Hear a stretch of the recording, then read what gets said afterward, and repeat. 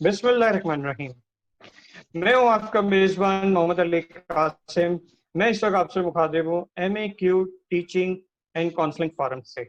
जैसा कि आप सब जानते हैं कि आजकल बच्चों के स्कूल बंद हैं, जिसकी वजह से माँ बाप बहुत परेशान है कि बच्चों को कैसे कंट्रोल करें, और इस कंट्रोल करने में अक्सर बच्चों से ज्यादा माँओं की आवाजें हो जाती हैं। इस पैनिक सिचुएशन में मैंने अपने जो आज इस प्रोग्राम में मुखातिब किया है वो हमारी पेरेंटिंग की एक्सपर्ट हैं और चाइल्ड साइकोलॉजिस्ट हैं। तो आज हम इनसे इस चीज के ऊपर बात करेंगे, और एक माँ भी है तो वो इस प्रॉब्लम को बहुत अच्छे से समझकर बता सकेंगी। तो हमारे प्रोग्राम में हम खुशामदीद कहते हैं। अस्सलाम वालेकुम मिस निदा शाहिद। वालेकुम अस्सलाम। कैसे हैं अली? बस अल्लाह का शुक्र, आप कैसी हैं? और आपका बहुत शुक्रिया वक्त निकालने के लिए। अच्छा निदा, हम सब जानते हैं कि बच्चों का जो नेचर होता है वो जाहिर सी बात है हम बड़ों से बहुत अलग होता है। बच्चे जी बहुत जल्दी एक ही एक चीज करते करते बोर हो जाते हैं, और बच्चों में क्रिएटिविटी बहुत ज्यादा होती है। तो कहीं ना कहीं हम ऐसा भी महसूस करते हैं कि इन दिनों में उन्हें क्रिएशन करने का मौका नहीं मिल रहा, सारी चीजें। तो ऐसी सूरत में बच्चों को कैसे उनको मैनेज करें, क्योंकि आज जो हमने टॉपिक रखा है how to manage your children, how to discipline your children, तो हम किस तरीके से उनको कंट्रोल कर सकते हैं या डिसिप्लिन कर सकते हैं? ठीक है। अली, पहली बात तो जो मैं यहाँ पे मेंशन करना चाहूँगी लॉकडाउन के हवाले से वो ये कि पेरेंट्स क्योंकि स्ट्रेसफुल सिचुएशन में होते हैं तो वो समझते हैं बाज़ औक़ात के बच्चों को हमारा स्ट्रेस ट्रांसफ़र नहीं हो रहा है या बच्चे जो हैं वो स्ट्रेस काउंट नहीं करते। तो यहाँ पे थोड़ी सी क्लियरेंस की ज़रूरत है कि बच्चे आपका स्ट्रेस फील भी कर रहे होते हैं, वो काउंट भी कर रहे होते हैं, इनफैक्ट वो रिएक्ट भी कर रहे होते हैं। बात सारी इतनी है कि बच्चों को समझ नहीं आता कि हमें किस चैनल के थ्रू अपने गुस्से को दिखाना है। जैसे बड़ों के पास तो गुस्सा है करने का राइट भी है, बच्चों के ऊपर गुस्सा भी कर लेते हैं, वो फ्रस्ट्रेटेड हुए चीख चिल्ला लिया, गुस्सा कर लिया, सबको डांट के बिठा दिया। लेकिन आप सोचें बच्चों के पास कितने चैनल्स होते हैं इसको फ्रस्ट्रेशन को निकालने के लिए। आपको फ्रस्ट्रेटेड देख के बच्चे भी फ्रस्ट्रेटेड हो रहे हैं, आपको स्ट्रेस में देख के बच्चे भी स्ट्रेसफुल हो रहे हैं, आपकी एंजाइटी बच्चों को भी ट्रांसफर हो रही है। So they will only cry और इधर they will throw tantrums, they throw tantrums a lot. ये एक प्रॉब्लम आ जाता है इस सिचुएशन में, जिसको देख के पेरेंट्स और ज्यादा पैनिक हो जाते हैं कि भाई ये तो बहुत ज्यादा जिद करना शुरू हो गया है, लॉकडाउन में ये तो बहुत ज्यादा ही कुछ जिद पे उतर आया है आजकल, या गुस्सा बढ़ गया है, या ये कि हर वक्त की जिद लगा रखी है, इसने कोई बात सुनने को तैयार नहीं है। वो एक्चुअली उनके चैनल्स हैं जिससे वो अपनी फ्रस्ट्रेशन आपको बता रहे हैं, आपने उसको काउंटर करना है। And that will go on with that. Once आप उनकी जरूरत आइडेंटिफाई कर लेंगे तो आप उनको अच्छे से डील भी कर पाएंगे। मतलब अच्छा, मैं अपने व्यूवर्स को निदा, मैं अपने व्यूवर्स को ये बताता चलूं कि आज जो हम प्रोग्राम कर रहे हैं वो 4 साल से 10, 11 या 12 साल तक के बच्चों की ही नफ्सियात के ऊपर और हम बात करेंगे। और इंशाल्लाह टीनेजर्स के लिए जो प्रोग्राम है वो हम बाद में करेंगे। टीनेजर्स से मेरी मुराद है 13 to 19, 20 ईयर्स के जो बच्चे होते हैं। जी निदा, अब बच्चे पेरेंट्स इस तरीके का उनका बर्ताव हो जाता है, जाहिर सी बात है कि पेरेंट्स भी टेंशन में हैं।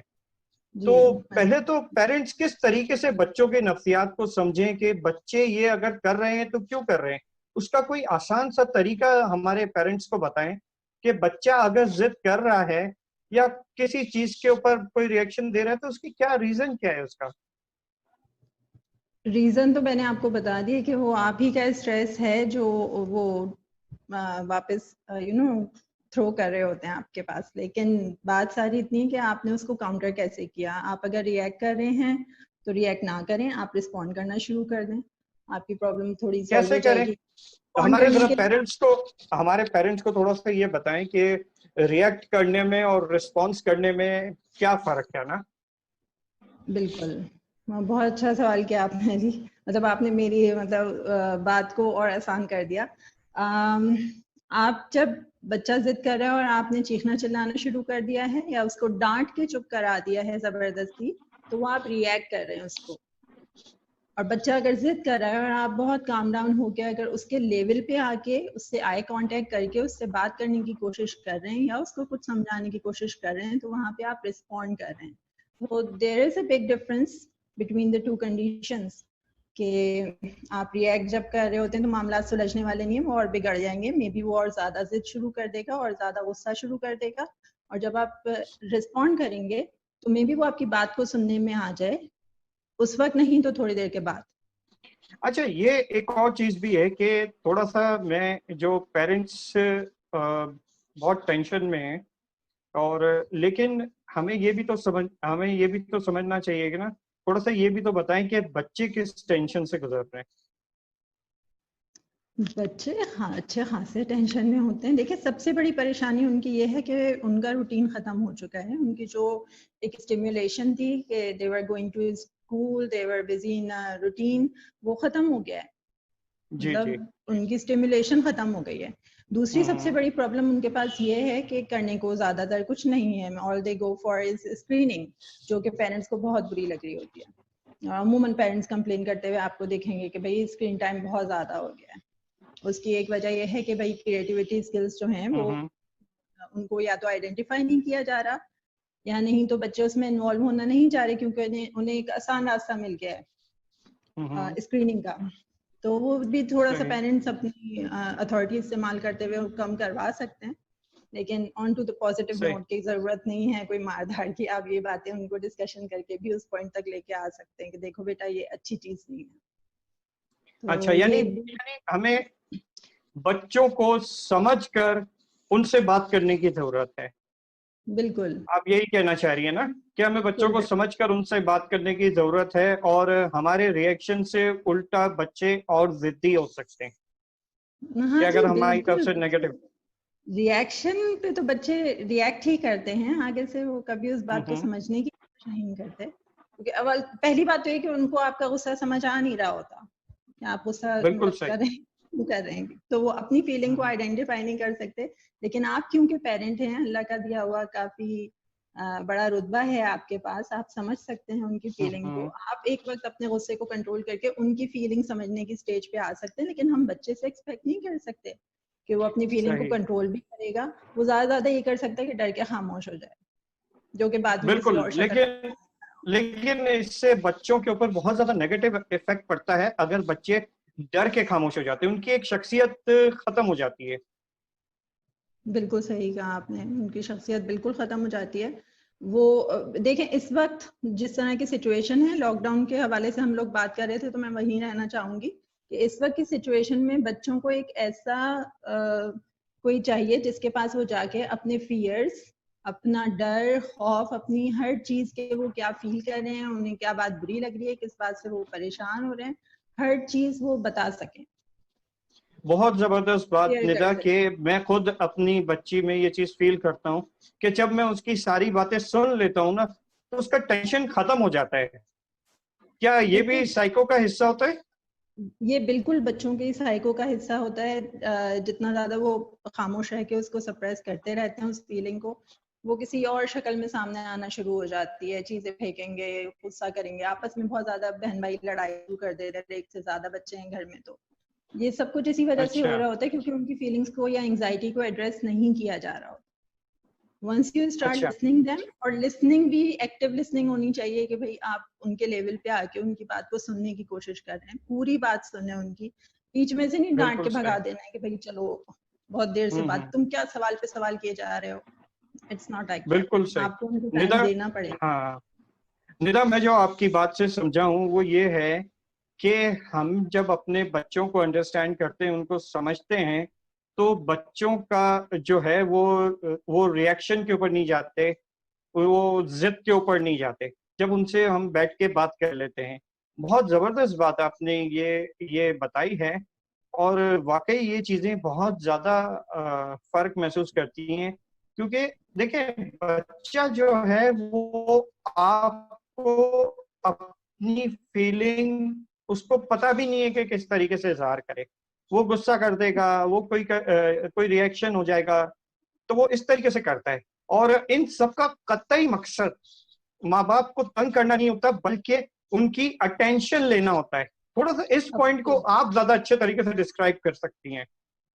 अटेंशन लेने, ये एक पॉइंट है कि अटेंशन लेना होता है। एक दूसरा जो बहुत अहम फैक्टर है वो ये कि वो अपनी ज़रूरत मेंशन करा रहे होते हैं जिस वक्त वो ये हरकतें कर रहे हैं, जिनको आप बदतमीजी कह सकते हैं, गुस्सा सकते हैं, बिल्कुल आप ऐसे बाहर होना कहते हैं कुछ माँ बाप, तो वो असल में वो अटेंशन के अलावा अपनी जरूरत मेंशन करना भी होता है, जो उन्हें सही तरह से करना आ नहीं रहा होता। मतलब ये कि अगर नहीं आ रहा होता। हाँ एग्जैक्टली, अगर वो डरे हुए हैं तो बाज़ औक़ात वो नहीं समझ पाएंगे कि भाई हम या तो वो में जो जिस तरह का बातचीत चल रही है माँ बाप की, या वो कोई ऐसा टॉपिक डिस्कस करें जिससे कोई परेशानी उन्होंने परसीव कर ली है, तो अब बच्चे उसको चैनल करने के लिए दूसरे तरीके आजमाते हैं।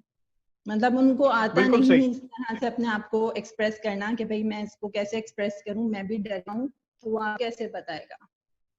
बिल्कुल सही बात है, बिल्कुल सही बात है।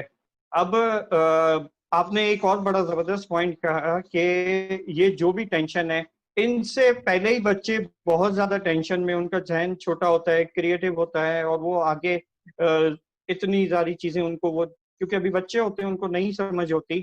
तो यानी एक आपका बड़ा जबरदस्त पॉइंट ये आया कि बच्चों के सामने कोई भी टेंशन हो वो बच्चों तक ना आए, क्योंकि बच्चे ऑलरेडी बहुत टेंशन में हैं इस वक्त। जी, एक तो खबरनामा चल रहा होता है और बड़ी तेज आवाज में चल रहा होता है, बच्चे सब कुछ सुन रहे हैं कि भाई मुल्क में डेथ्स हो रही हैं और लोग परेशान हैं, और ये कोशिश करें कि खबरनामे का जो सेशन है वो अमूमन बच्चों के सामने ना हो, या उनसे रिलेटेड जो गुफ्तगू आप लोग कर रहे हैं वो उस वक्त करें कि जब छोटे बच्चे आपके आसपास ना हो। जैसा कि हमने कहा, मेंशन कर दिया कि हम 10 से 12 साल की उम्र तक के बच्चों की बात कर रहे हैं, तो कोई फायदा नहीं है उनको, वो कुछ कर तो सकते नहीं है उस सिचुएशन को, सिवाय इसके कि वो परेशान जरूर होंगे और फिर उनको समझ नहीं आएगा कि हम इसको एक्सप्रेस किस तरह से करें। ये बहुत हो सकता है कि वो आपसे जब सवाल करने आए तो आप उनके क्वेश्चंस लें, उनसे मजीद सवाल करें उसके हवाले से कि तुम्हें क्या लगता है कि मतलब ये सब एक वक्त आएगा बेहतर हो जाएगा, तुम्हें क्या लगता है कि तुम इस दौरान किस तरह से पॉजिटिव रिएक्ट कर सकते हो, या पॉजिटिव या बिजी रह सकते हो, या पेरेंट्स की हेल्प कर सकते हो, हमें तुम्हारी मदद की जरूरत है, तुम घर में हेल्प कराओ कामों में। बहुत छोटी छोटी सी चीजें हैं। अच्छा निदा, हमारे इस प्रोग्राम में हमने कम से कम ये थोड़ा सा मैसेज तो अभी तक दे दिया है कि माँ बाप बच्चों की नफ्सियात को कैसे समझें और बच्चों के हिसाब से उनके लेवल ऑफ थिंकिंग के ऊपर जाकर थोड़ा सा माँ बाप को सोचना पड़ेगा। ठीक है।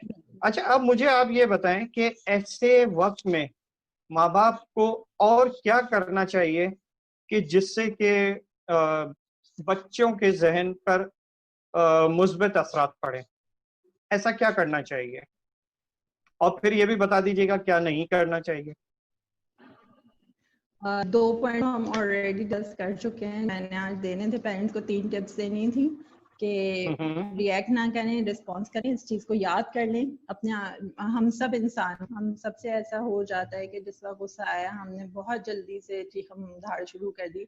इसको थोड़ा सा रोक लें, जिस वक्त गुस्सा आया उस वक्त थोड़ा सा अपने आप को मैनेज करके सोच लेंगे, नहीं इस वक्त में किसी से बात नहीं करनी है, अपने आप को काम करें, थोड़ा डीप ब्रीदिंग कर लें। सबसे इजी टिप जो मुझे लगती है वो 5 काउंट टू 5 लगती है, 5 तक गिनती गिने और उस दौरान आप थोड़ा सा काम डाउन हो जाएंगे। आपको लगता है आप उस वक्त बच्चों से बात नहीं कर सकते, मतलब बहुत पॉजिटिव नोट पे, तो आप ब्रेक ले लें, थोड़ी देर बाद बात करें उनसे। यानी माँ बाप बच्चों के सामने किसी भी तौर रिएक्टिव ना बने, अच्छी बात उनका नहीं रिएक्शन ना है, सीख रहे होते हैं, वो हमें ही मॉडल कर रहे होते हैं, तो सही है। और दूसरा पॉइंट वही डीप ब्रीदिंग मैंने बताया कि डीप ब्रीदिंग जरूर करें, और एट अ टाइम जिस वक्त आप बहुत ज्यादा फ्रस्ट्रेटेड फील करें अपनी फीलिंग्स को नोटिस करना शुरू करें। हम यूजुअली हमसे नहीं कर पाते, लेकिन इसको थोड़ा सा टाइम लगता है। आप अपनी फीलिंग्स को नोटिस करना शुरू करें कि इस वक्त मैं फ्रस्ट्रेटेड हो रहा हूँ या इस वक्त मुझे गुस्सा आ रहा है, and then go on with that. दूसरा कि बच्चों के जितना हो सके बच्चों के सवालों को काउंटर कर और उनसे डिस्कशन करें जिस वक्त वो आपके पास आ रहे हैं बात करने के लिए। बच्चों की बात को गौर से सुने। बिल्कुल, ठीक है। लेकिन वही बच्चों को करने का भी एक टाइम होता है जिस वक्त वो आपके पास आए हैं या आपने उनको बुलाया है, दोनों देखने सही होते हैं ना। सही जिस वक्त सही। वैसे ज्यादा बच्चे जो हैं मैं एक निदा, मैं एक बाप भी हूं, तो मुझे ऐसा लगता है कि जब हमारे बच्चे बात करने के लिए आए और उस वक्त हम जब बच्चे की बात सुन ले तो उसकी खुशी बहुत ज्यादा हो जाती है। और आपको मैं एक चीज बताऊं, वैसे तो आप पेरेंटिंग की एक्सपर्ट हैं, लेकिन मैं एक चीज आपको बताऊं कि मैंने ये देखा है कि बच्चे जो हैं वो बहुत छोटी छोटी सी चीजों से बहल जाते हैं। तो पेरेंट्स के लिए बहुत ज्यादा मुश्किल नहीं है, वो अपने बाप की एक मुस्कुराहट, माँ की एक मुस्कुराहट, अच्छे से उनसे वो बात कर ली, सारी चीजें कर ली, कुछ चीजें, कोई चीज उनको दे दी, कोई छोटी मोटी चीज उनको दे दी, तो बच्चे बड़ी बड़ी डिमांड नहीं करते, बच्चे छोटी छोटी चीजों से बहल जाते हैं। अभी बीच बिल्कुल। में थोड़े दिन पहले मैंने अपनी बच्ची को कहा कि आज हम ये करेंगे, थोड़ा सा चेंज है बाबा, ऐसे करेंगे। वो खुश हो गई और वो खुशी उसकी काफी देर तक रही। तो आप क्या कहेंगे? मैं यही कहूंगी कि देखें, बच्चों को ना बड़ा बनने का बड़ा शौक होता है। वो चाहते हैं कि हमें बड़ों के लेवल ट्रीट किया है, हमें वो इज्जत दी जाए जो बड़ों को दी जाती है।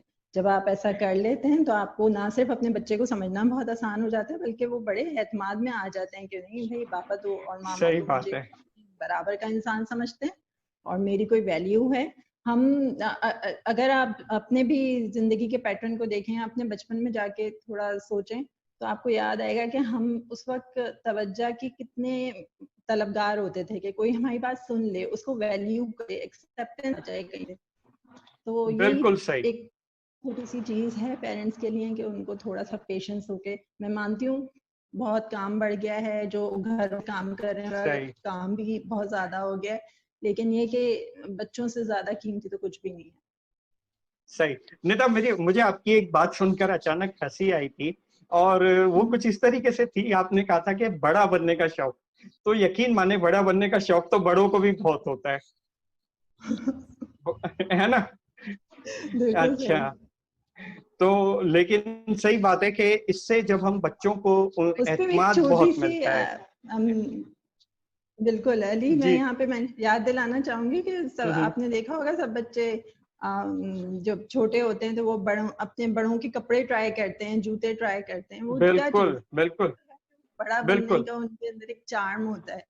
और जब आप उनकी बिल्कुल होता बात है। बहुत तवज्जो से सुन रहे होते हैं तो उनको लगता है कि मैं शायद आपके इज्जत के बहुत हाँ काबिल हूँ। बिल्कुल बिल्कुल, बच्चों में बहुत एतमाद बढ़ता है। जो माँ बाप बच्चों के साथ उनसे डिस्कशन करते हैं, बात करते हैं, उनके बच्चों का लेवल ही अलग होता है। वो कहीं बाहर जाते हैं तो वो घबराए हुए, सहमे हुए नहीं होते, बल्कि बिल्कुल। वो एक बहुत अच्छे तरीके से सबके साथ डील कर रहे होते हैं। उनकी पर्सनालिटी में भी ये चीज नजर आती है। निदा, आपका बहुत शुक्रिया, आज आपने इस प्रोग्राम के लिए टाइम निकाला। इंशाल्लाह आपको जब मैं टीनेजर्स के ऊपर बात करूंगा तो उसमें भी मैं आपको दोबारा इनवाइट करूंगा, और इंशाल्लाह हम फिर टीनेजर्स की बात करेंगे उस प्रोग्राम में। तो मैं अपने व्यूवर्स से आखिर में यही कहना चाहूंगा कि बच्चों का जो है, इस प्रोग्राम को जो आज करने का मकसद है वो यही है कि हम बच्चों को समझें, उनकी नफ्सियात को समझें। बच्चों का मकसद माँ बाप को तंग करना नहीं होता, उनकी अटेंशन लेना होता है, या अपनी किसी बात को वो इजहार नहीं कर सकते, उन्हें नहीं पता होता कि किस तरीके से वो अपनी ख्वाहिश को इजहार करें, या किस तरीके से बताएं, या वो अपने डर को किस तरीके से बाहर निकालें। तो वो उसको उनको नहीं समझ आ रहा होता, तो उनसे ऐसी चीजें हो जाती हैं। तो मेरा यही हमारा आज का प्रोग्राम का यही मकसद था कि माँ बाप जो हैं वो बच्चों को इस वक्त में, कि जहाँ इनके स्कूल बंद हैं, जहाँ वो अपने दोस्तों से भी नहीं मिल सकते, जहाँ वो पार्क्स में नहीं जा सकते, जहाँ वो झूले नहीं झूल सकते, तो माँ बाप उनको घर में ही ऐसा माहौल फराम करें कि उन्हें इन चीजों की कमी महसूस ना हो, और वो बोले कि बस हमारे माँ बाप हमारे साथ हैं, हमारे भाई बहन हमारे साथ हैं, हमारी फैमिली हमारे साथ है। तो ये भी बहुत अच्छा है। और बच्चे कहीं ना कहीं वो इस चीज को समझ ही जाते हैं कि वो अगर इस वक्त घर में है तो क्यों है, उनके पेरेंट्स उन्हें घर से बाहर नहीं ले जा सकते, तो क्यों नहीं ले जा सकते। तो बहरहाल अपना और अपने बच्चों का बहुत ख्याल रखिएगा। और आखिर में एक बार फिर मैं मिस निदा शाहिद का शुक्रिया अदा करूंगा। शुक्रिया निदा। और इसके साथ ही मुझे MAQ teaching and counselling forum से इजाजत दीजिए, और मेरे पेज को लाइक करना और मेरे YouTube चैनल को सब्सक्राइब करना मत भूलिएगा। शुक्रिया। अल्लाह हाफ़िज़। अल्लाह हाफ़िज़।